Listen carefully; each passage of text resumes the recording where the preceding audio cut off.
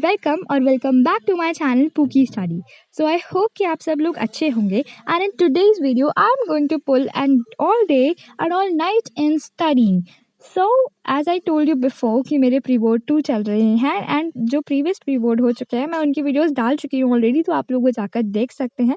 And now it's time for my most awaited exam which was of science. तो भाई science के pre board के लिए I was very very scared from the beginning. भाई मुझे डर लग रहा था कि भाई साइंस का एग्जाम कैसा जाएगा, बिकॉज प्री बोर्ड 1 में जो मेरा साइंस का प्री बोर्ड का जो पेपर आया था वो बहुत ज़्यादा हार्ड आया था, तो उसकी वजह से ना I was very very scared कि भाई कैसा होगा क्या होगा।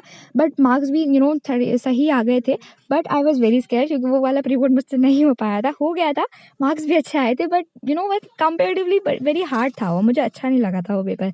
बट अभी प्री बोर्ड 2 की बारी है एंड उसके पेपर को देखना है कि वो कैसा आने वाला है, तो उसके लिए थोड़ी सी अच्छी प्रिपरेशन भी होनी चाहिए जिससे कि हम उसको अच्छे से टैकल भी कर पाए, है ना। तो इसी के लिए अभी जो आप लोग देख रहे हैं करेंटली, मैं प्रशांत भैया की जो 25 मिनट रैपिड रिवीजन की जो वीडियोज़ उन्होंने डाल रखी हैं हर चैप्टर की साइंस की, मैं वो देख रही थी। तो सबसे पहले ना मैंने अपनी प्रिपरेशन फिज़िक्स से स्टार्ट की, और अभी जो ये टाइम हो रहा है ना, ये रात का टाइम हो रहा है, मतलब अभी परसों पेपर था मेरा साइंस का, ऐसा समझ लीजिए, ठीक है। तो ये परसों मतलब ये ऐसा वाला टाइम है, अभी मेरे पास 1 दिन और बचा है, तो यह रात का टाइम है। आई थिंक 10-11 बजे का टाइम है ये वाला। इसमें मैं प्रशांत भैया की रैपिड रिवीजन वाली वीडियो देख रही थी, वो भी अभी स्पेशली फिज़िक्स के लिए। मैं ह्यूमन आई वाला वीडियो देख रही थी जिसमें वो रिफ्रैक्शन और रेनबो फॉर्मेशन ये सारी चीज़ें मैं यहाँ से पढ़ रही थी। मैंने इसके नोट्स भी साथ साथ में बना दी थी। वैसे तो मैंने ना इन चैप्टर के नोट्स ऑलरेडी बना रखे हैं प्रशांत भैया की बड़ी वाली वीडियो देख देख कर, बट ये जो शॉर्ट वाली रिविजन वाली वीडियो थी ना, इसमें उन्होंने ना बहुत क्रिस्प करके नोट्स बनाए हुए थे जो कि बहुत बहुत ज़्यादा इंपॉर्टेंट थे। तो आई थॉट कि इनके नोट्स बनाने बहुत ज़्यादा इंपॉर्टेंट है, एंड फिर वो जब मैं लास्ट में एग्जाम देने जाऊँगी तो मैं उसको इन छोटे छोटे नोट्स को पढ़ लूँगी and it will be very better for me. And as I told कि प्रशांत भैया ने पहले से ही डिस्क्रिप्शन में से नोट्स दे रखे थे, बट यार फिर उसको दोबारा से डिस्क्रिप्शन में जाकर नोट्स बनाओ तो वो मुझे थोड़ा सा अच्छा नहीं लगा था। तो मेरा तो यही स्ट्रैटेजी रहती है कि मैं जो वीडियो देखती हूँ तो उसके नोट्स साथ में बनाती रहती हूँ, जिससे कि ना जो कंसंट्रेशन है ना मेरी, वो वीडियो के अंदर भी बढ़ती जाती है और जो मैं लिख रही हूँ वो बहुत ज़्यादा अच्छा हो जाता है। क्योंकि एज़ आई आप लोगों को पता है कि अब हमारे सीनियर्स ने भी हमें बताया है कि जिसको आप कोई भी चीज़ को जब तक लिख कर नहीं देखते हैं तब तक आपको वो अच्छे से आ नहीं पाती है। तो जैसे कोई भी टॉपिक मैं पढ़ रही थी प्रशांत भैया से, उसके मैं जल्दी नोट्स बना रही थी, लिख रही थी उसको, तो इससे थोड़ी सी कंसंट्रेशन पावर भी बढ़ती है। एंड उसके बाद मैं फाइनली पढ़ चुकी थी वो वीडियो। और अब ये जो क्लिप आप लोग देख रहे हो सुबह की क्लिप है, जब सुबह हो चुकी थी। ये आई थिंक 9 बजे की क्लिप है, जब मैं सोकर उठी थी। 8 बजे मैं मतलब उठ गई थी सोकर, फिर मैं फ्रेश वगैरह हुई और 9 बजे मैं सुबह में पढ़ने बैठ गई थी। एंड अभी मैं पढ़ रही हूँ एनसीईआरटी।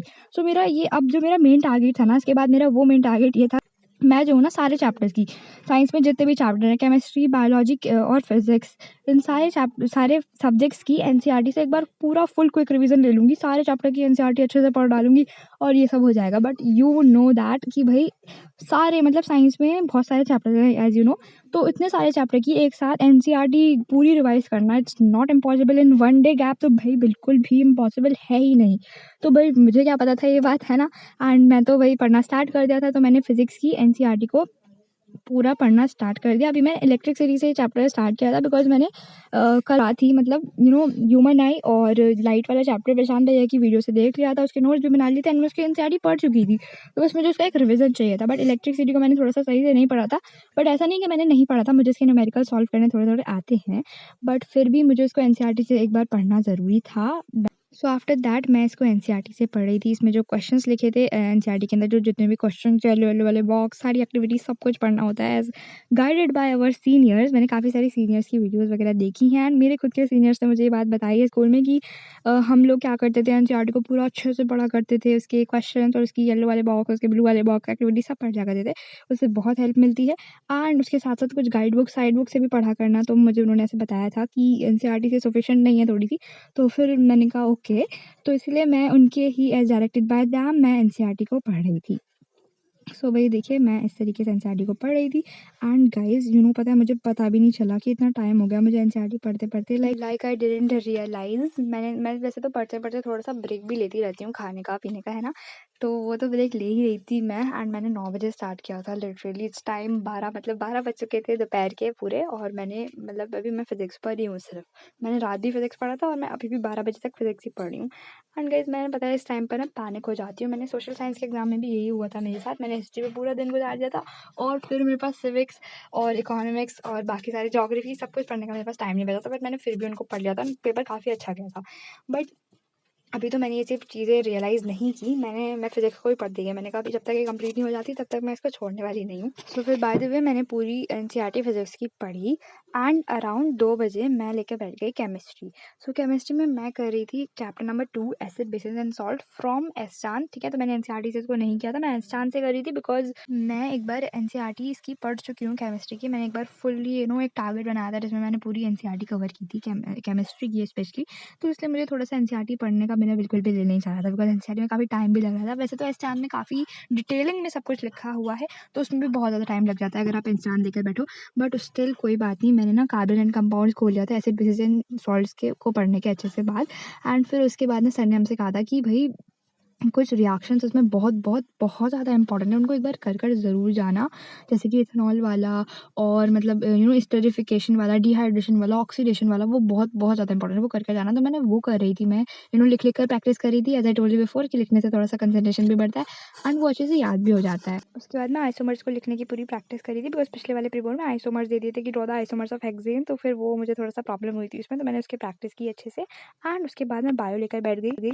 एज गाइस मैंने बायो को बिल्कुल भी हाथ नहीं लगाया था, एंड पता है ये अराउंड 10 बज रहे थे रात के, 10-11 बज रहे थे रात के। एंड भाई मैंने बायो अब लेकर बैठी थी, एंड इस टाइम तक मैं थक भी बहुत चुकी थी, बट भाई बायो को छोड़कर कैसे जा सकते हैं, तो बायो को पढ़ना स्टार्ट किया। एंड बायो मैंने थोड़ी थोड़ी वैसे भी पढ़ रखी थी, तो मैंने पहले तो एस्टान से थोड़ी थोड़ी रिवाइज की, उसके एक एक टॉपिक को बस एस्टान से खोल खोल के देख लिया कि क्या क्या टॉपिक है। एंड वो टॉपिक मैंने मतलब मुझे पता था, मुझे आते थे, तो मैंने उसको बस थोड़ा सा रिवाइज कर दिया था एस्टान से। फिर उसके बाद मुझे डायग्राम्स पढ़ने थे, भाई डायग्राम्स मुझे नहीं आते थे, तो फिर मैंने ना न्यूरॉन का डायग्राम बना के देखा। वैसे तो मुझे डायग्राम अच्छे आते हैं, एंड भाई फिर उसके बाद न्यूरॉन का डायग्राम बनाने के बाद मैंने नेफ्रॉन का डायग्राम बनाया, एंड इस तरीके से मैं पढ़ती गई। एंड गाइस मेरी ड्राइंग इतनी अच्छी नहीं है, बट फिर भी जैसे जैसे मैम ने हमें सिखाया था ना डायग्राम्स वगैरह बनाने, तो मैंने उसी के हिसाब से मैं डायग्राम्स को बनाकर प्रैक्टिस कर रही थी। एंड फिर उसके बाद मैंने न्यूट्रिशन एंड अमीबा का डायग्राम बना कर देखा, एंड फिर मैं एनसीईआरटी एग्जाम्पलर से इसकी प्रैक्टिस करी थी। एनसीईआरटी एग्जाम्पलर से एक एक क्वेश्चन के आंसर्स को मैं अच्छे से प्रैक्टिस करी थी, पढ़ रही थी उसको, ताकि मुझे वो अच्छे से याद हो जाए। वैसे मुझे याद थे, बट पढ़ना तो ज़रूरी था ना भाई। एंड उसके बाद फिर ना मेरे पास एक बुक है शिवदास की, जिसमें ना बहुत बहुत सारे सैम्पल पेपर्स थे, तो उसमें ना इंपॉर्टेंट कॉन्सेप्ट चैप्टर वाइज दे रखे थे, तो वो सारे एक पेज पर पूरे चैप्टर की सारे नोट्स दिए हुए थे, तो वो मतलब एक पेज पर फिर मैं उसको अच्छे से रिवाइज कर ली थी, because it's last time, because मैंने सब कुछ अब पढ़ लिया था, बस अब सिर्फ रिवाइज करना रह गया था हर चैप्टर का। तो बस उसको रिवाइज कर रही थी हर एक चैप्टर को इन छोटे छोटे क्लिप्स नोट्स से। एंड अभी देख सकते हो आप लोग 1:47 AM हो रहा है, मतलब 2 बजने वाले हैं। एंड गाइस इसके बाद भी मैं अपने नोट्स को अच्छे से रिवाइज कर रही थी, जो बुक में दिए हुए हैं, बिकॉज जब तक मुझे एक बार क्लैरिटी नहीं मिल जाती कि मैंने सब कुछ पढ़ लिया, तब तक मैं एग्जाम देने नहीं जा सकती। तो उसको उस क्लैरिटी को पाने के लिए मैं इसको नोट्स को अच्छे से एक बार और रिवाइज कर रही थी।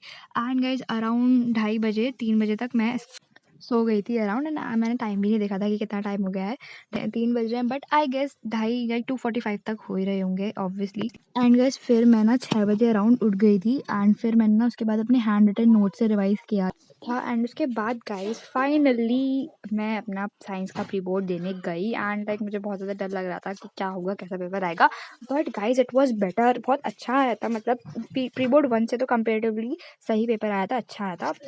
तो मैंने वो दिया बहुत अच्छे से, and it was great. And जो मैं इथेनॉल वाले रिएक्शन पढ़ कर गई थी, वो भी पेपर में आए थे फाइनली, बहुत अच्छा लगा मुझे वो देखकर। से अटैच कर देती हूँ अपना साइंस का प्री बोर्ड पेपर, तो आप लोग भी देख लेना कि कैसा पेपर आया था, एंड आप लोग मुझे ज़रूर बताना कि आपने सॉल्व किया या नहीं, एंड आपके कितने मार्क्स आए। जेन्युइनली प्लीज़ मुझे कमेंट में ज़रूर बताइएगा। And that's it for today, and I hope कि आप लोगों को मेरा ये आज का ब्लॉग अच्छा लगा हो, एंड ऐसे व्लॉग्स और भी आ रहे हैं फ्यूचर में।